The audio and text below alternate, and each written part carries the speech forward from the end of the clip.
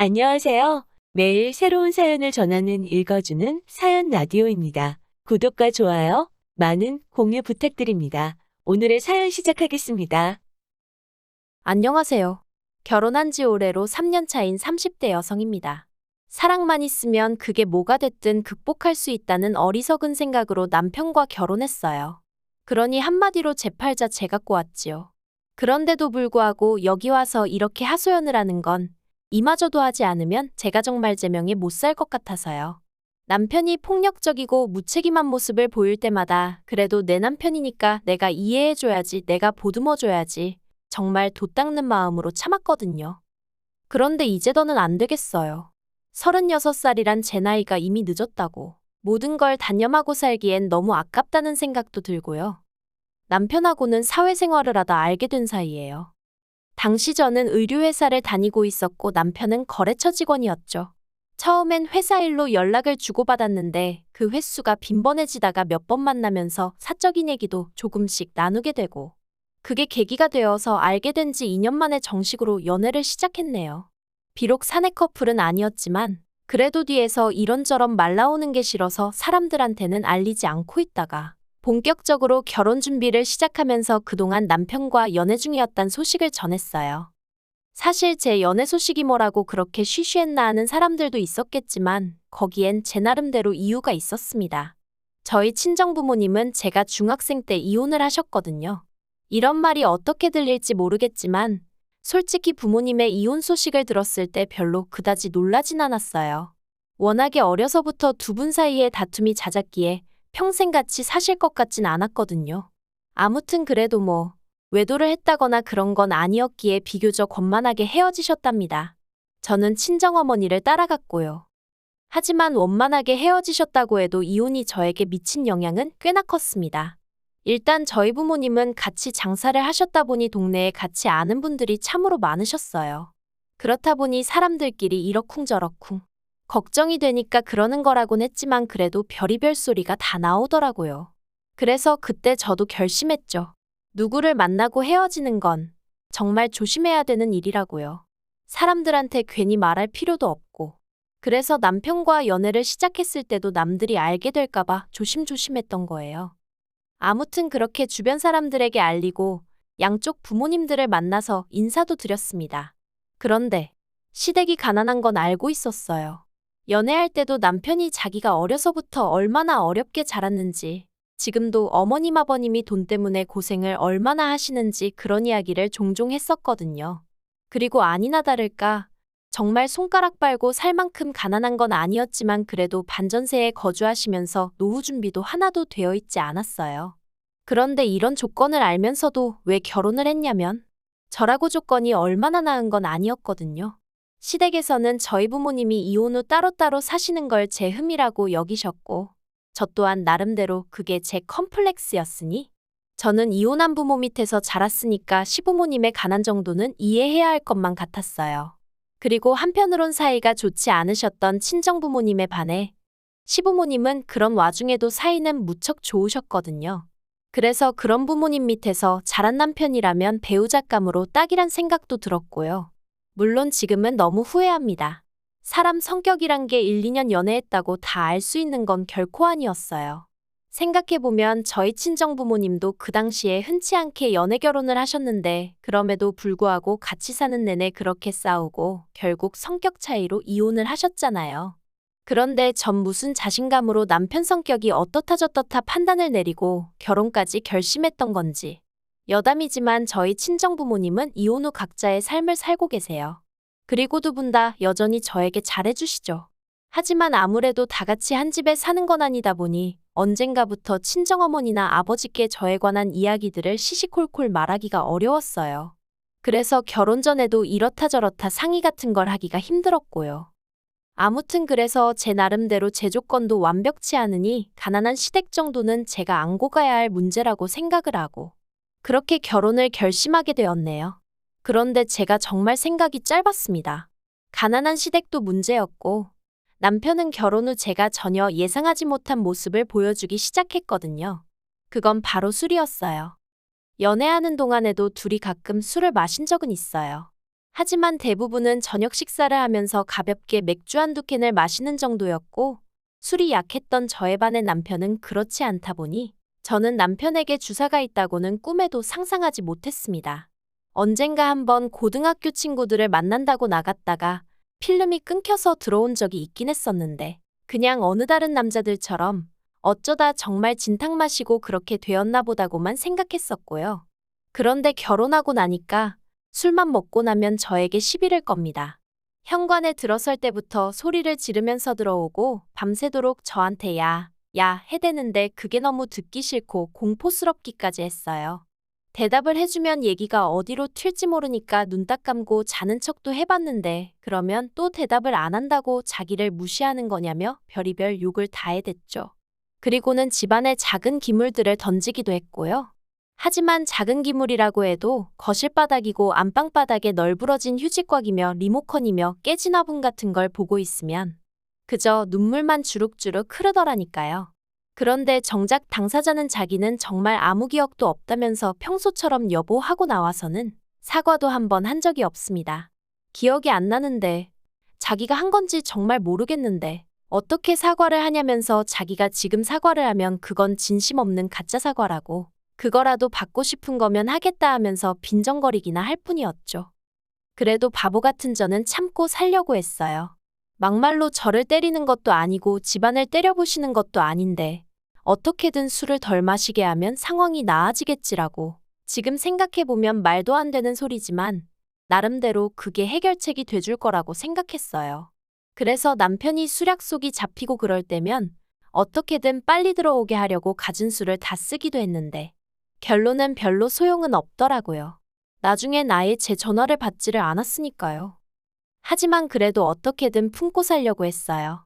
친정부모님도 이혼을 하셨는데 저까지 이혼을 한다고 하면 그래도 친정부모님 두 분 다 얼마나 속상해 하실까 하는 걱정도 되었고, 말하기 좋아하는 사람들이 얼마나 신이 나서 떠들까 싶은 게, 그런 건 이제 겪기 싫었죠. 그래서 어떻게든 제가 내린 결정을 책임지려고 했어요. 그런데 이젠 못하겠습니다. 주사 문제도 힘들어 죽겠는데 돈 문제까지 얽혀버렸거든요. 결혼 당시 시댁으로부터 받은 도움은 전혀 없어요. 반면에 친정에선 그래도 친정어머니가 3천, 친정아버지가 1,000만 원 해주셨죠. 그런데 이를 알고 시부모님께서 기껏 하신 말씀이 남편이 저보다 연봉이 높지 않냐 이거였는데, 그래요. 연봉 자체만 놓고 말하자면 어머님 아버님 말씀대로 남편이 저보다 잘 벌었어요. 하지만 그러면 뭘 하나요? 주식이니 술이니 이래저래 저한테 주기도 전에 까먹는 돈이 얼마나 많았는데, 그래도 저 별말 안 했습니다. 결혼 전에 약속한 생활비가 있었는데 그래도 그건 꼬박꼬박 가져다 주니까 그 외에는 남편이 어떻게 쓰던지 말던지 저도 신경 쓰기 싫고 머리 아프기 싫어서 말 안 했어요. 그리고 말이 나왔으니 말이지만 해주신 거 없다고 부모가 아닌 건 아닌데 그래도 가까이 산다는 이유로, 그리고 이제 자식이 결혼까지 했으니 당신들도 남들처럼 효도 좀 받아봐야겠다는 말씀을 하시며 시도 때도 없이 저희를 불러대셨거든요. 점심 먹자, 저녁 먹자, 어디 맛집 가자, 영화 보러 가자. 그리고 그럴 때마다 돈은 의례껏 저희 부부가 냈고요. 그런데 어느 날 문득 제가 계산을 해보니까 그런 식으로 시부모님을 한 달에 적게는 5번 많게는 10번도 보더라고요. 그러니 그 돈이 얼마였겠어요. 그런데 친정부모님은 2년 동안 6번 뵈었습니다. 친정부모님이 멀리 사시고 따로 사신다고 해도 차이가 너무 심하잖아요. 그러니까 정신이 탁 드는 게, 그러다 올해 초 어떤 계기로 제가 새로운 도전을 꿈꾸게 되었어요. 그런데 원래 도전이라는 게 돈이 없으면 어렵잖아요.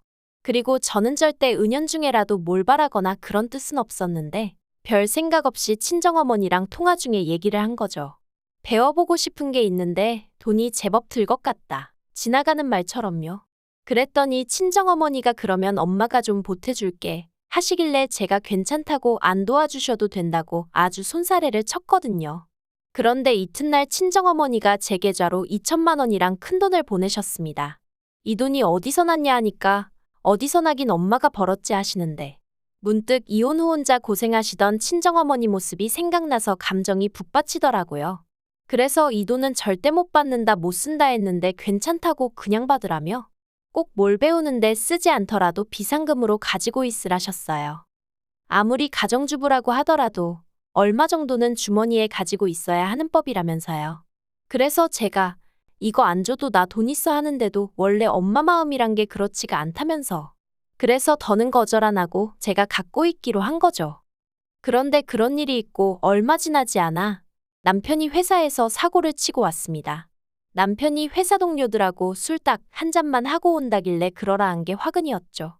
새벽 2시, 3시가 돼도 집에 안 오더니 경찰에서 연락이 왔어요. 사실 필름이 끊기는 일은 있었어도 저를 괴롭히긴 했어도 어떻게든 기어서라도 집에는 들어오던 인간이었거든요. 그런데 경찰에서 연락이 왔으니 얼마나 제가 놀랐겠어요. 그래서 불이 나게 경찰서로 쫓아갔더니 세상에 남편이 자기 동료를 팼더라고요. 이게 다 무슨 일이냐, 어떻게 된 거냐 하니까 얻어맞았다는 동료가 하는 말이 술버릇이 진짜 개 같다면서 실적 문제 가지고 얘기가 나오니까 자기더러 부장이랑 잤냐 어쨌냐에 대더니 대뜸 자기 가방을 패대기를 쳐가지고 그 안에 있는 노트북이랑 뭐 이것저것 다 망가졌다는 거예요. 그러면서 이거 그냥 안 넘어갈 거라는데 일단은 제가 할 수 있는 게 뭐가 있었겠어요. 계속해서 죄송하다 죄송하다 머리만 조아렸죠. 그리고 어떻게 해서 집에 데리고 오기는 했는데 이건 진짜 왼수도 이런 왼수가 없다 싶은 게 속 터져 죽겠더라고요. 하지만 여기까지 했으면 됐다. 나머지는 남편이 알아서 하게 내버려둘 심산이었습니다.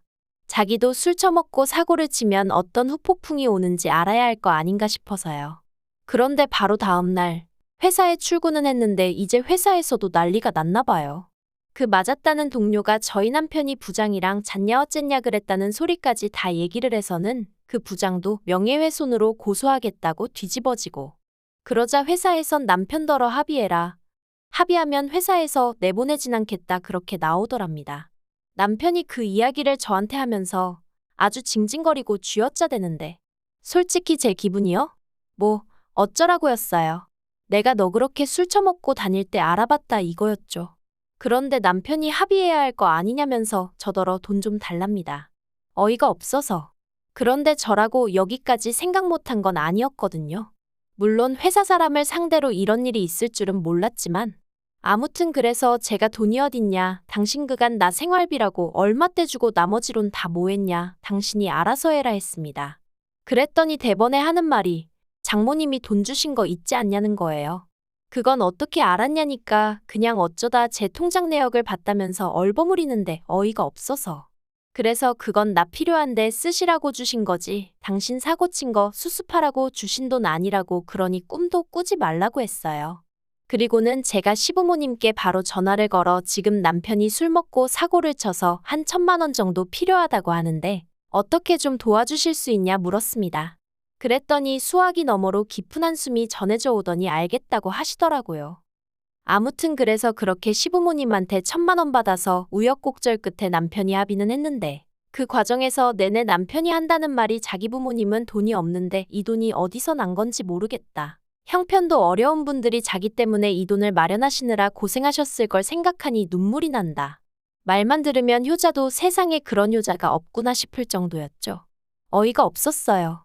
친정어머니가 주신 돈은 별거 아니라는 듯 빌려 쓰려고 들더니 아주 시부모님 돈은 벌벌 떠는 게. 그런데 제가 정말 이 인간 안 되겠구나. 이혼해야겠구나 생각하게 된 결정적인 이유는 따로 있었습니다. 알고 보니까 시부모님이 소위 사채를 쓰신 거였어요. 너무 황당해서 제가 시부모님께 도대체 무슨 생각으로 사채를 쓰셨냐니까 아들이 죽겠다는데 생각은 무슨 생각을 했겠냐며. 그런데 당신들은 사채이자가 그렇게 비싼 줄 몰랐다고 어떡하면 좋으냐고 앓는 소리 죽는 소리를 해오셨거든요. 그러자 남편이 이게 다 저 때문이지 않냐면서 가지고 있는 돈으로 빌려주면 좋았을 걸 그거 몇 푼이나 된다고 유세를 부려서 자기 부모님 사채까지 쓰게 만드느냐고 저한테 쌍욕을 퍼붓더라니까요. 어이가 없었죠. 애시당초 남편이 술 먹고 깽판만 치지 않았으면 이런 일이 안 생겼을 걸 거기까진 따지지도 않고 돈 들고 있으면서도 안 빌려주는 제 탓이라고 우겨대는 꼬락서니가. 그래서 제가 남편더러 그걸 말이라고 하냐 이게 다 누구 때문인지 정말 몰라서 이러냐고 따지니까 아무튼 사채빚은 저더러 갚으랍니다. 됐다고 제가 화를 냈어요. 말도 말 같은 소리를 해야지 상대를 해줄 거 아니냐고. 그랬더니 남편이 그러면 저희 친정부모님께 전화를 할 거래요. 딸만 자식이고 사위는 자식도 아니냐고. 사위인 자기한테도 돈 좀 해달라고 할 거라나요? 제가 그러기만 해보라고 가만 안 둘 거라고 했습니다. 하지만 남편이란 작자가 아주 눈이 돌아가기라도 했던 건지 기어이 제 친정에 전화를 했더라고요. 다행히 친정어머니께선 어느 정도 돌아가는 상황을 알고 계셨기에 또 술 먹고 이런 소리를 하는 거냐 화를 내시곤 그대로 다시 저희 시부모님한테 전화드리고 난리도 그런 난리가 없었네요. 그래도 다행히 저희 시부모님도 이번 일을 통해서 남편의 주사가 생각보다 심한 문제라는 걸 인지하셨기에 저와 친정부모님께 유감의 뜻을 전해오긴 하셨습니다만 결국 그 염치라는 것도 핏줄의 흐르기라도 아는 건지 어찌됐건 일단 급한 불은 꺼야 하지 않겠냐며 어머님께서 저희 친정어머니더러 돈 좀 빌려달라고 하셨다는 겁니다. 갚는 것도 되는 대로 조금씩 돌아가시기 전엔 다 갚을 거라고 하시면서요. 저희 친정어머니 말씀이 정말 기도 안 차시더래요. 사돈만 아니었으면 정말 뭐라고 한마디 하고 싶으셨답니다. 아무튼 이런 난리통을 단 며칠 만에 겪었으니 제가 남편한테 정이 얼마나 떨어졌겠어요. 그래서 남편한테 이 꼴 저 꼴 다 보기 싫고 친정어머니께도 죄송하고 이번에 그냥 어떻게 넘어간다고 해도 또 이런 일이 없으란 법이 있냐? 안 될 것 같다 헤어지자 했습니다. 솔직히 이제 와서 말이지만 남편과 살면서 여러 가지로 실망을 했기에 이후로 제가 임신하는 게 걱정스러워 잠자리에 좀 소극적이었어요. 그 일로 남편과도 여러 번 아닌 게 아니라 다투기도 했었고요. 근데 정말이지 그러길 잘했다는 생각만 들더라니까요. 남편도 제가 이렇게 피도 눈물도 없는 인간인지 몰랐다며 그래야자 이혼하고 나오는데 기도 안 차서. 자기 사고 친 거 메꾸느라 진빚을 안 갚아준다고 피도 눈물도 없다니? 정말 황당하죠. 친정어머니께선 아니다 싶을 땐 결단을 내려야 한다며 저더러 이혼하라고 하셨어요. 당신이 이혼을 하셨다 보니 행여나 쉽게 말한다 소리가 나올까봐 그간 몇 번이나 이혼하라 소리가 목구멍 끝까지 올라왔는데 참으셨었다며 이젠 정말 해야겠다고 이혼 그거 별거 아니라며 저더러 제 능력으로 벌어먹고 살 수 있는데 뭐가 걱정이냐 그리고 엄마도 있으니 기죽지 마라. 그 말이 어찌나 힘이 되던지 괜히 눈물까지 나더라니까요. 그래서 어제 남편하고 이혼 서류 접수했고요. 이제 시간만 흐르면 되는 상황입니다. 부디 한 달 동안 남편이 정신을 차린다던가 그래서 이혼만큼은 하기 싫어진다던가 그런 불상사는 없었으면 좋겠어요. 어머님 아버님께선 벌써 당신 아들이 어디 가서 저만한 며느리는 두 번은 못 데려올 거란 깨달음을 얻기라도 하셨는지 저한테 눈물로 호소를 하고 계시지만 어머님의 염치 없고 뻔뻔하신 태도도 제가 이혼을 결심하는데 한몫했거든요. 그러니 뭐 어머님의 눈물을 봐도 전 아무런 느낌이 없었어요. 아무튼 제가 제 팔짝 꼬았기에 제가 스스로 풀어봐야죠. 누굴 탓하겠어요. 그저 두 번의 같은 실수는 하지 않도록 조심하며 지낼래요. 긴 이야기 들어주셔서 감사합니다. 오늘의 사연은 여기까지입니다. 구독과 좋아요, 알람 설정해주시면 앞으로 더 좋은 사연으로 찾아오겠습니다. 감사합니다.